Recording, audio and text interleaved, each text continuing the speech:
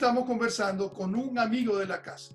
Y digo eso porque Ismael Cala ha estado con El Comercio de Colorado y con Casa Magazine por 6 años y semana a semana nos enseña todas esas herramientas importantes de superación personal. Para Cala ha sido un año también muy fructífero en el sentido que su conocimiento ha permitido a mucha gente sobrevivir este encierro. Y él en ese año nos ha dado programas por televisión, programas por redes sociales, publicaciones, como les decía, y ahora está anunciando para el Centro Cala de Miami, que es un proyecto reciente que él ha lanzado, un curso importante con esas herramientas que él domina muy bien. Ismael, bienvenido y por favor anúncianos tú mismo ese importante taller que vas a tener en las próximas semanas.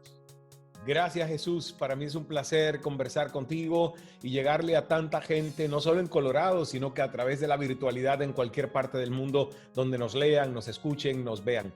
Lo has dicho y la verdad que me emociona cuando te escucho decir que nuestro propósito, y se logró porque los testimonios están ahí, fue ayudar a las personas a sobrevivir y a vivir desde la excelencia durante tanta incertidumbre que aún seguimos viviendo, porque el mundo nos cambió, se nos movió el piso, hay cosas que pensábamos que iban a ser temporales, otras ya no son tan temporales y algunas han quedado establecidas por el resto de nuestras vidas, como el tema del teletrabajo, la flexibilidad ahora que todos nosotros queremos de algunos días ir a la oficina cuando se regrese a la oficina, pero también tener opción de ser productivos desde el hogar, como la pandemia nos ha demostrado que sí se puede ser. Al mismo tiempo, tal cual tú lo has dicho, ha habido digamos, no solo un contagio a través del virus, sino también un contagio emocional no tan positivo con el tema de la incertidumbre, el tema de las pérdidas, el tema de la muerte y sobre todo el tema de lo desconocido.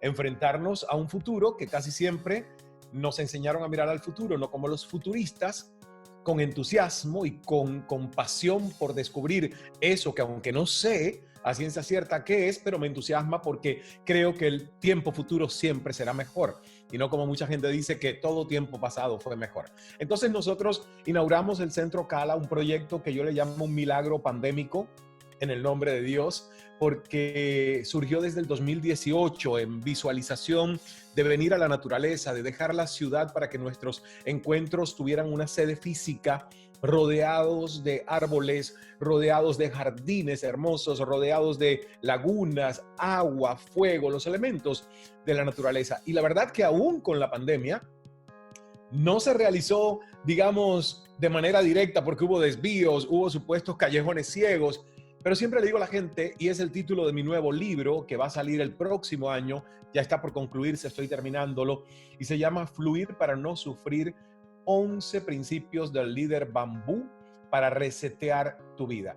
Y creo que va a venir muy bien a raíz de esta experiencia pandémica. Entonces, en el Centro Cala, con todas las medidas de bioseguridad tomadas por el COVID, que aún estamos vacunándonos y no hay una inmunización del rebaño todavía, estamos haciendo unos talleres mensuales de un día.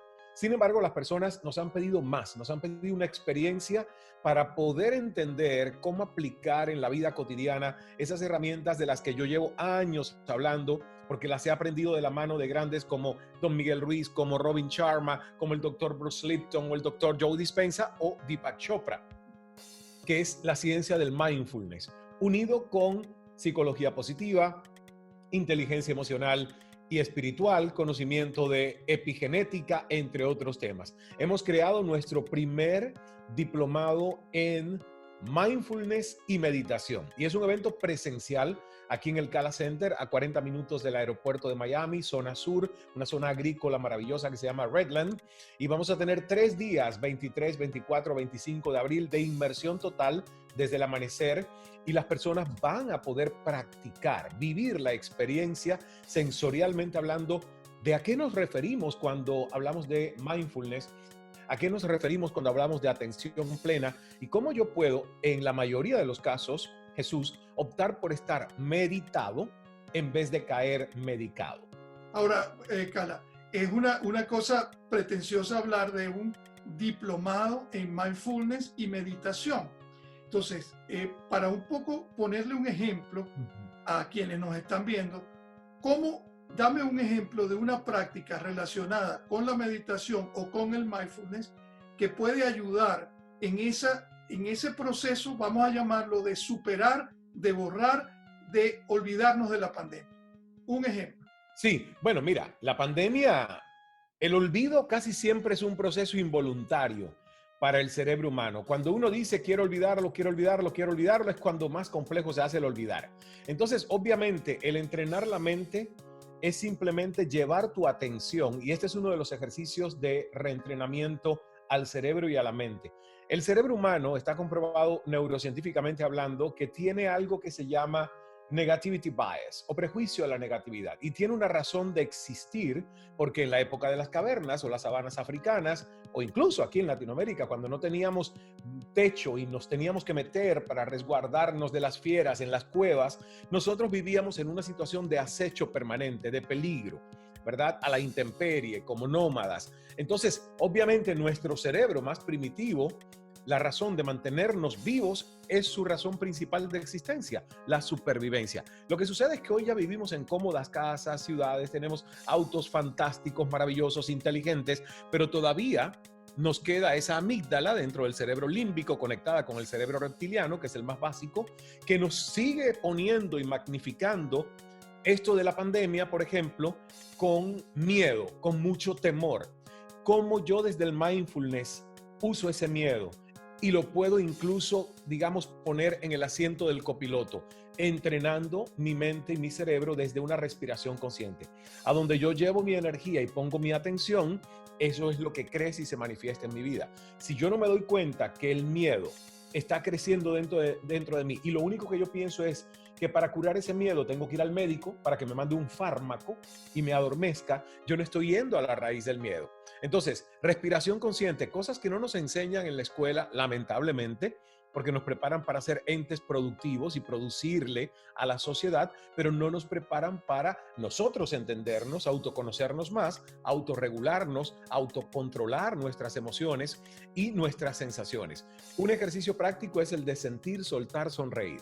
Cuando yo aprendí esto, los ataques de ansiedad que me daban como periodista cuando venía un breaking news y yo tenía un programa preparado y a los 15 minutos antes de ir al aire me decían, olvida al invitado, lo tenemos que cancelar, ha caído una bomba en no sé dónde, ha habido un ataque terrorista, no podemos ir con ese invitado, vámonos en el vuelo a un breaking news. ¿Y te imaginas? El cambio ese lo que producía en mi sistema nervioso central. Yo empezaba a sentir palpitaciones, yo empezaba a tener una sudoración. Cuando aprendí a hacer estos ejercicios, que yo le llamo el hackeo del enrollado de mi software cerebral, a mí me podían decir 10 minutos antes, yo decía sentir, inhalaba, hacía una pausa, quitaba el piloto automático de los pulmones, que casi siempre están respirando en automático por nosotros, y sentir lo que estoy sintiendo y luego soltar, haciendo ese suspiro de alivio que es un hackeo al cerebro, porque cuando alguien está en tensión y viene otro y le da una buena noticia, sin darse cuenta hace, qué alivio, porque el cerebro descompresiona. Entonces es sentir, soltar, y luego sonreír. Y esa sonrisa es llevar nuestro foco de atención al centro del corazón. Nuestro corazón no viene desde la mística, la importancia del corazón, los poetas y los filósofos, no. El Instituto de HeartMath en California, aquí en Estados Unidos, ha estudiado y ya está comprobado que el corazón es un órgano de inteligencia perceptiva. Hay más de 40,000 neuropéptidos o células neuronales sensoriales que habitan en el corazón. Existe lo que se llama coherencia mente-corazón. Nosotros en ese diplomado de 3 días, que no es una certificación, es simplemente un diploma donde usted ha estudiado y tiene las herramientas de poder autoconocerse más desde el mindfulness y la técnica de meditación que nosotros enseñamos. Luego, el que quiere seguir un camino mucho más profundo de una certificación para convertirse en un facilitador de mindfulness o de bienestar o de temas de meditación, nosotros tenemos un camino más largo a través del Centro Cala, porque ya eso implica un conocimiento que no lo vas a aplicar contigo, sino que vas a atreverte a aplicar con otros. Y viene muy bien para los líderes en corporaciones, las familias que a veces no sabemos cómo lidiar con el tema de nuestros adolescentes en casa. Entonces, te he dado un simple ejemplo que cambia la perspectiva de lo que en psicología se llama el locus de control, donde yo a veces interpreto que el locus es externo, que yo no tengo control sobre algo, bueno, entonces tengo que fluir y dejarlo ir y aceptarlo, que no lo puedo cambiar hoy. Y tengo que interpretar cuando sí tengo un locus interno de control, donde hoy yo puedo hacer algo, quizás no para cambiar el evento que me está sucediendo, pero sí mi patrón de reacción ante ese estímulo que estoy viviendo. Y créeme que para mí esa es la verdadera diferencia en el liderazgo de hoy. Es cuando yo dejo de recitar los problemas o los conflictos que estoy teniendo porque estoy enfocándome en la solución que esos conflictos tienen. Ismael, ya para terminar, contigo hemos conversado y vamos a colocar nuevamente en redes esa larga conversación que tuvimos contigo en el 2016. Tú hablas de los problemas familiares y ponías tu caso como un ejemplo terapéutico que además te llevó a vivir este momento de tu vida en la que dejaste los estudios de CNN y afrontaste un camino como motivador y como orientador. ¿Por qué te pongo ese contexto? Es porque la pandemia ha significado una paradoja. La paradoja es que han aumentado los casos de violencia doméstica, así es, ha aumentado las separaciones familiares, han aumentado el número de suicidios y ha aumentado es como que la dificultad de las familias de vivir juntas y de compartir. ¿Por qué cree Ismael Cala que se ha presentado ese fenómeno en nuestra sociedad? Yo creo, Jesús, porque volvemos a la esencia del propósito de nuestra educación. O sea, cuando nosotros nos forman desde la niñez, nos están formando con un objetivo cívico, un objetivo de la sociedad. Crear orden, crear rentabilidad y productividad social, hacernos ciudadanos que obedecen la ley, que entienden cuál es la moral, los códigos de conducta. Entonces, nuestra educación casi siempre está mucho más basada en conoce el mundo exterior para que lo respetes y puedas ser obediente ante la sociedad y para que puedas ser útil a la sociedad. Y eso está muy bien. Pero hay muy poco de las habilidades del ser que se enseñan desde la niñez. Además, pongámosle también que lo que se traspasa de generación en generación viene condicionado por unos memes que son virus de la mente, como por ejemplo que al hombre le dicen los hombres no lloran, levántate, no seas mariquita, no te puede doler, ¿cómo te va a llorar? Ay, no seas cobarde. Entonces, desde la niñez, por ejemplo, nada más para no justificar, sino para lograr entender por qué hay tantos hombres analfabetos emocionales. ¿Por qué durante la pandemia, en el encierro, en el confinamiento, la ira de mucha gente, de una convivencia 24 horas, 7 días a la semana, niños en la casa, teletrabajo, ya no había ni siquiera el escape de ir a un espacio diferente, a un gimnasio, porque los gimnasios también cerraron? Entonces, ese confinamiento, ¿qué hizo? Que si yo no sé cómo trabajar mis emociones, en el caso muchas veces de los hombres, porque a las mujeres, por lo menos cuando eran niñas, les permitían perretas, llorar, no importa, la niña sí puede llorar. Por eso no es exclusivo del tema masculino, pero mayoritariamente lo que han aumentado son los feminicidios, o sea, hombres que han abusado violentamente de sus esposas, de sus hermanas, de sus hijas, ¿verdad? Y lo que entiendo socialmente es que este es un fenómeno que tenemos que empezar a corregir desde la niñez, para que el hombre esté en contacto con esas emociones que son la ternura, el amor o la ira, o los celos, la rabia. Y cuando yo acepto que puedo estar triste, porque la tristeza es un desahogo, y que la ira la tengo que aceptar y no la tengo que negar para que me someta, entonces yo puedo tener una válvula de escape. Y no que llegue un momento donde la emoción es tan grande que me sobrepasa y yo actúo como un animal. Es por eso que a mí me da gracia cuando la gente dice, no, son crímenes pasionales. Y yo digo, no. El amor no concibe la violencia. El verdadero amor no es el concepto machista latino de esta mujer es mi propiedad, es mi mujer, es mi esposa. No, es un complemento de mi vida. Entonces, hay muchos temas de fondo que la pandemia exacerbó. Yo siento que la pandemia vino para poner un freno en seco a un camino de un mal derrotero por el que íbamos porque estábamos deshumanizándonos, estábamos separándonos, viéndonos diferentes por género, por orientación sexual, por credo o religión, por ideologías políticas. Mira lo que pasó aquí en Estados Unidos, por favor, en esta pasada elección, ese asalto al Capitolio. Uno lo veía y es una película de ciencia ficción. ¿Cómo los seres humanos podemos sentirnos tan separados los unos de los otros? Tiene mucho que ver con eso. tiene que ver con la manipulación de la política, tiene que ver con la manipulación de la religión, tiene que ver por esa separación que los estatus económicos crean en sociedades que son muy poco igualitarias. Entonces, es un problema social.